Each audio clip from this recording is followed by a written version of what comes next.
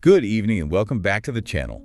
In the late 1970s, a suffocating fear descended upon Los Angeles. A monster was stalking the hillsides, brutally murdering young women and girls, leaving their posed bodies in plain sight. The city was paralyzed, convinced they were hunting a single killer. But they were wrong. It was two men, a pair of cousins, who would go on to commit one of the most depraved killing sprees in American history. We're talking about Kenneth Bianchi and Angelo Buono, a duo whose rampage earned them the name the Hillside Stranglers. Tonight, we're giving you a concise, brutal timeline of their crimes, the hunt that took investigators across the country, and the dramatic, agonizing path to justice. Our mission in this deep dive is really to systematically present that timeline. Look at the crimes, the complexities, the investigation, and of course the ultimate path that led to some form of justice for their victims.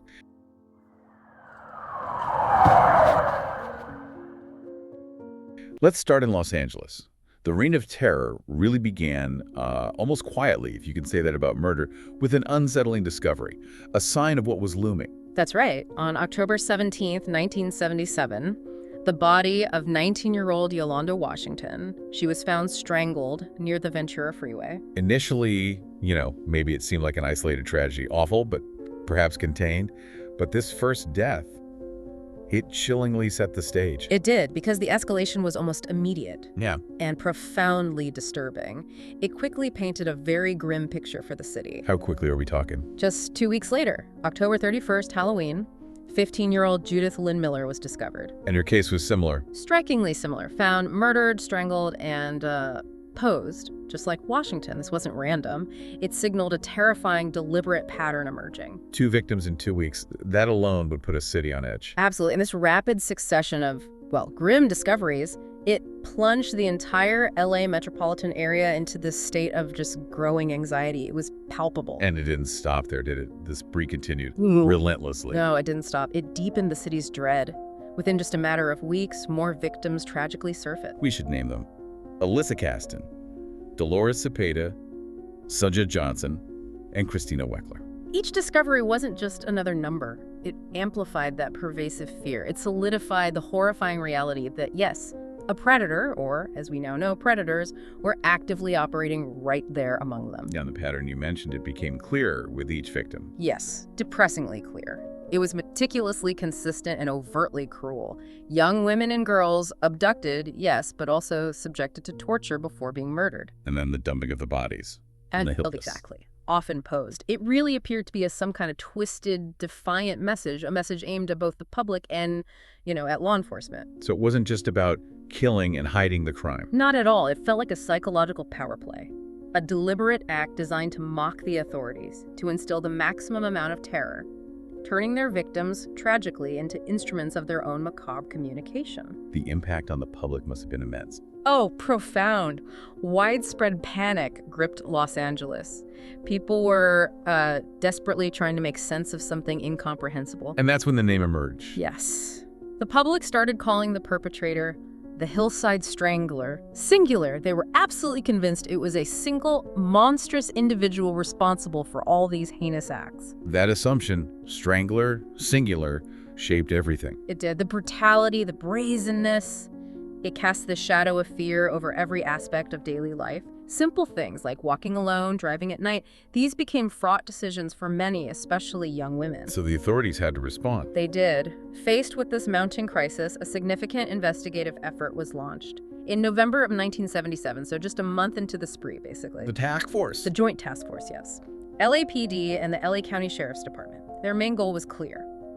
Find and apprehend what they too believed was a lone serial killer. That assumption, though understandable at the time given the patterns, it must have complicated things. It absolutely became a major challenge later on. The resources they poured in showed how serious it was, the city needed answers, but, the underlying misconception about it being one person definitely shaped their entire initial approach. They were looking for one profile, one suspect. And yet, even with this dedicated task force working around the clock, chasing leads, operating under that single killer theory, the actual perpetrators, Kenneth Bianchi and Angelo Buono, remained completely unknown to them, unidentified. And they didn't stop. They didn't seem deterred by the investigation ramping up. Quite the opposite. They seemingly grew bolder.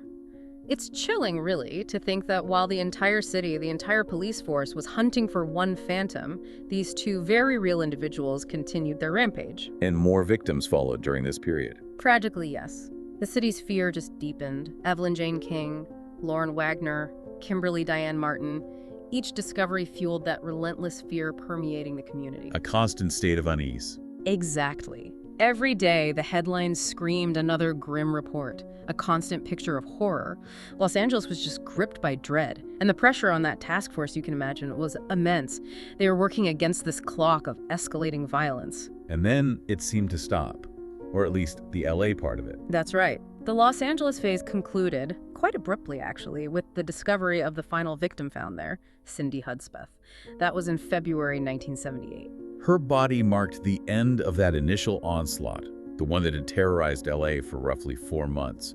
A sudden, unexpected pause in the violence. A pause, yes. After Cindy Hudspeth's murder, the killings, specifically in Los Angeles, just inexplicably ceased, vanished. Which must have been baffling for the task force. Completely baffling. It left them with this huge, unsolved case, 10 victims, and a public desperate for resolution, for answers. But the stop provided no answers at all, just a void, uncertainty, a lingering fear that maybe the killer had just gone dormant, ready to strike again. But they didn't know the real reason for the stop. No, they had no idea that the terror hadn't ended. It had simply migrated. Or, more accurately, one half of the equation had moved. And this right here is where the entire narrative of the Hillside Strangler takes that crucial, really shocking turn. It fundamentally shifted everything. The perpetrators were not one man. The public, law enforcement, they were wrong. The truth was far more disturbing. Two cousins, Kenneth Bianchi and Angelo Buono, operating together, in concert. That detail, when it eventually came out, just blew the case wide open. And their method, how they actually abducted these women, it was particularly insidious. Chillingly deceptive and terrifyingly effective for them. They posed as plainclothes police officers. Using that appearance of authority. Exactly. Leveraging that false sense of authority, that inherent trust many people, especially young women, might place in law enforcement. They'd flash fake badges. Luring them into their car. Luring them into their car, into what became a nightmare. It highlights just how manipulative and predatory they were. A calculated exploitation of trust. It makes the crime seem even more heinous, if that's possible. So why did the LA murders stop in February 78? It wasn't because they were caught then. No, not at all. It was actually due to a personal development in Kenneth Bianchi's life, a geographical shift. He left LA. He did.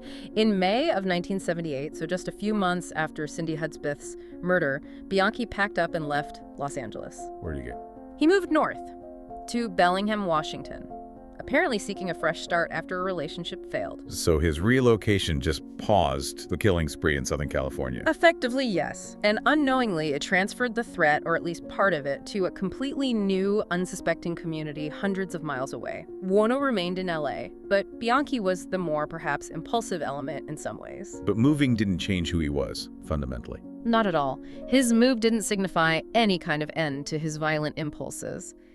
Despite the new environment, the supposed fresh start, he proved completely unable to resist those dark urges. So the predatory behavior resurfaced. It did. It soon resumed, bringing the same kind of terror eventually to a different region. It really demonstrates that his capacity for violence wasn't tied to LA, or Buono even, necessarily. It was an intrinsic part of his disturbed psyche. And it didn't take long, did it? When did he strike in Washington?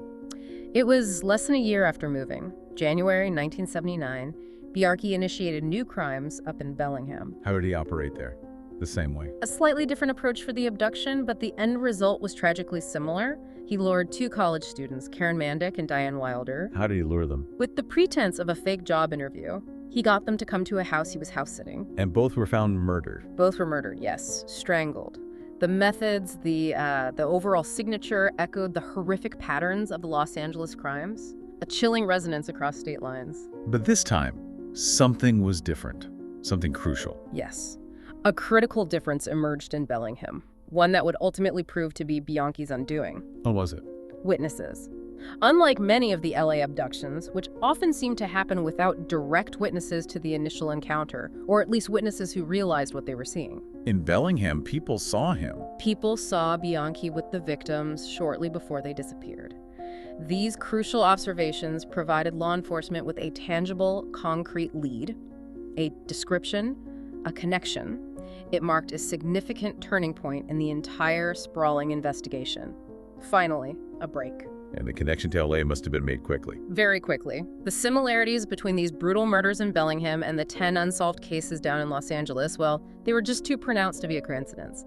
It instantly drew the attention of investigators in both states. That link directly led to his arrest. Yes, that undeniable link pointed straight at Kenneth Bianchi. He was arrested, and once he was apprehended, under that intense scrutiny, he immediately tried to deceive them. How so? It was a calculated deception, quite common, actually, for offenders like him trying to evade responsibility when cornered. He claimed mental illness. Exactly.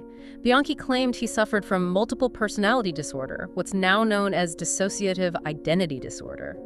He invented this whole alter ego. Steve Walker. Steve Walker, that was the name he gave. And he tried to pin all the killings, Washington and implicitly LA, on this fabricated persona. He put on quite a performance trying to paint himself as a victim of his own mind. Did investigators buy it? Not for long. Psychological experts were brought in, and they quickly recognized it for what it was. A desperate, frankly, quite theatrical attempt to avoid the death penalty. It seems like a transparent maneuver to manipulate the legal system. How did they see through it? Well, there were inconsistencies in his story, the contrived nature of Steve Walker's supposed personality, and Bianchi's own inability to maintain the facade under sustained expert questioning. It unraveled. The fabrication was exposed. So when the lies failed, what happened? He confessed. Once the elaborate deception crumbled, Bianchi confessed to the Washington murders. And presumably gave details only the killer would know. Precisely. He provided investigators with those crucial non-public details. Things like the precise locations where evidence could be found, intimate knowledge of the specific torture methods used on Mandic and Wilder, crime scene details. His confession was the breakthrough they needed for the Washington cases. But it didn't stop there. He revealed more. He did. And this was the absolute bombshell. During this confession about the Bellingham murders, Bianchi dropped the revelation that fundamentally reshaped the entire understanding of the Los Angeles crimes. He admitted he wasn't alone in LA. He stated clearly that he had not acted alone in the Hillside Strangler murders. His cousin, Angelo Buono, back in LA, had been his partner, his accomplice, throughout the entire horrific spree down south. That must have sent shockwaves through the original task force. Absolutely. This revelation immediately pointed investigators toward a second perpetrator they hadn't seriously considered before. It turned that hunt for a single strangler into the confirmed pursuit of a deadly duo. So Buono's arrest followed directly from Bianchi's confession. Directly. Based on Bianchi's detailed account, Angelo Buono was arrested in Los Angeles. That was October 22, 1979. A significant moment for LA. A truly profound moment. For a city that had lived under this shadow, this fear and uncertainty for nearly 2 years, the capture of the second man, the other Hillside Strangler, brought this palpable sense of relief. You could almost hear the city exhale. I think that's right. A collective sigh of relief finally swept through Los Angeles, knowing that both perpetrators were now finally in custody. That immediate, terrifying threat was lifted. But arresting Buono was one thing. Convicting him would be another, especially relying on Bianchi. Exactly. What followed Buono's arrest was one of the most complex, drawn-out, and frankly arduous legal sagas in American criminal history. Because Bianchi was the star witness. Kenneth Bianchi, a confessed serial killer, a documented liar who'd faked mental illness. He paradoxically became the prosecution's indispensable key witness against his own cousin. Why would he testify? He made a deal. In exchange for avoiding the death penalty himself, initially in Washington for the Mandic and Wilder murders, he agreed to testify against Buono in the Los Angeles trials for the original 10 killings. That must have created an extraordinary challenge for the prosecution. Immense. They had to build their case around the testimony of this highly unreliable yet uniquely informed source. It was a precarious position. In Buono's trial, I understand it was incredibly long. Exceptionally long and messy. It spanned over 2 years, becoming one of the longest criminal trials in U.S. history at that point. And the defense strategy. Yeah. Attacked Bianchi's credibility. Relentlessly. Buono's defense team hammered away at Bianchi. They highlighted his history of deception, the whole multiple personality disorder charade, the plea bargain itself, anything to cast significant doubt on every word he uttered on the stand. But the prosecution had more than just Bianchi's word. They did. While Bianchi was central, they successfully presented other compelling evidence. Forensic evidence was crucial. Like what? Things like hair and fiber analysis that linked items from Buono's home upholstery shop, even his residence, to fibers found on several victims' clothing. Physical links. Physical links. And also, interestingly, some of the earliest uses of bite mark analysis in a major trial. Bite marks on one victim were argued to match Buono's dental impressions. That became a particularly contentious but ultimately crucial piece of evidence against him specifically. So is the combination. Bianchi's detailed, chillingly accurate testimony about the crimes corroborated by this forensic evidence. Precisely. The sheer volume of details Bianchi knew, things only a participant could know, combined with those independent physical links. It proved overwhelming. It allowed the jury, despite the defense's strong attacks, to look past Bianchi's obvious credibility issues and see the truth of Buono's involvement. And the verdict finally came when? October 31st, 1983. Halloween again, ironically.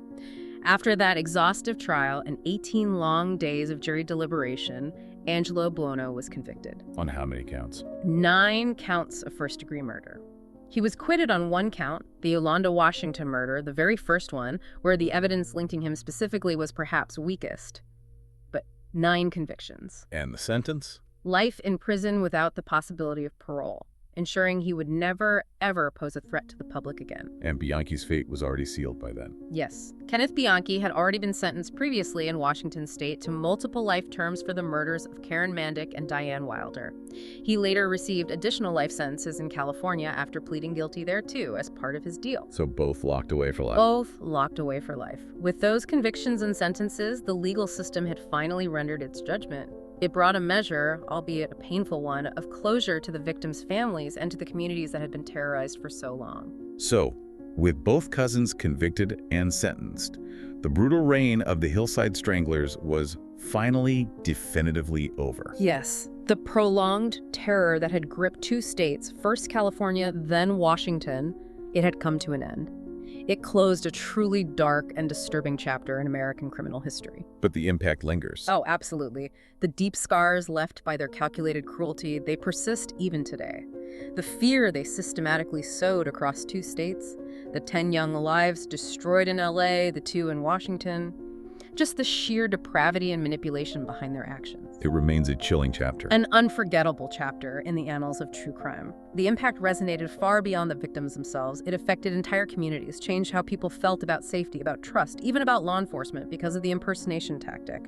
It really serves as this stark, chilling reminder of the darkest potential corners of human behavior. What do you make of the Hillside Stranglers case? Let us know in the comments below. And if you're new to the channel, don't forget to like, subscribe, and turn on notifications for more stories that dive into the darkest corners of human behavior.